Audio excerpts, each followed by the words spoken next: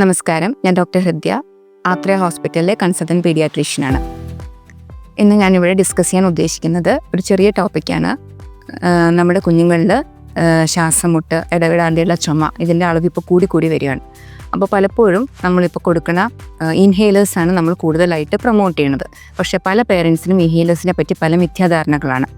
Addiction ഉണ്ടാക്കും, അല്ലെങ്കിൽ അത് ഉപയോഗിച്ച് തുടങ്ങിക്കഴിഞ്ഞു കഴിഞ്ഞാൽ അത് നിർത്താൻ പറ്റില്ല, അങ്ങനെ പലവിധ തെറ്റിദ്ധാരണകളും നമ്മുടെ പേരൻസിനിടയിലുണ്ട്.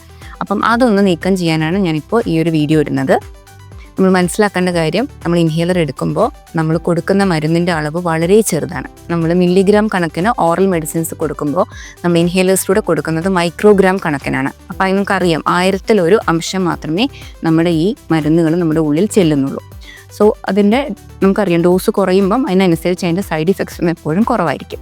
അതാണ് ഫസ്റ്റ് തിങ്. സെക്കൻഡ് തിങ് എന്ന് പറയുന്നത്, നമ്മൾ കൊടുക്കുന്ന ഇൻഹേലേഴ്സ് ഡയറക്റ്റ്ലി നമ്മുടെ ലങ്സിനകത്തേക്കാണ് ചെല്ലുന്നത്. ബാക്കി നമ്മൾ ഉള്ളിലേക്ക് കഴിക്കുന്ന മരുന്നുകളാവട്ടെ, അത് നമ്മുടെ ശരീരത്തിൽ ആവശ്യമുള്ള സ്ഥലത്തും ആവശ്യമില്ലാത്ത സ്ഥലത്തും എത്തിച്ചേരും. പക്ഷേ ഇൻഹേലേഴ്സ് ആകുമ്പം നമ്മൾ പറയുന്നത് ടാർഗറ്റഡ് തെറാപ്പിയാണ്. എന്ന് പറഞ്ഞാൽ നമുക്ക് എവിടെയാണോ ആവശ്യം അവിടെ മാത്രമേ അത് ചെല്ലുന്നുള്ളൂ. So it will be more effective. അപ്പോൾ സൈഡ് ഇഫക്ട്സ് കുറവായിരിക്കും, ഡോസ് റിക്വയർമെൻറ്റ് കുറവായിരിക്കും, അതുപോലെ തന്നെ അത് ടാർഗറ്റഡ് തെറാപ്പിയാണ്. So this is the most effective medications നമ്മളിപ്പോൾ കുഞ്ഞുങ്ങൾക്ക്, ആസ്മയുള്ള കുഞ്ഞുങ്ങൾക്ക് നമുക്ക് കൊടുക്കാൻ പറ്റിയത്. പിന്നെ ഒരു അഡിക്ഷൻ ഉണ്ടാക്കുന്നോ അല്ലെങ്കിൽ അത് നിർത്താൻ പറ്റുന്നോ അങ്ങനെയുള്ളൊരവസ്ഥ ഇൻഹേലേഴ്സിനില്ല. നമുക്ക് ഡോസ് ടൈട്രേറ്റ് ചെയ്ത് കുഞ്ഞിലെ ആവശ്യാനുസരണം അത് നിർത്താനും ആവശ്യമുള്ളപ്പോൾ ഉപയോഗിക്കാനും സാധിക്കും. Thank you.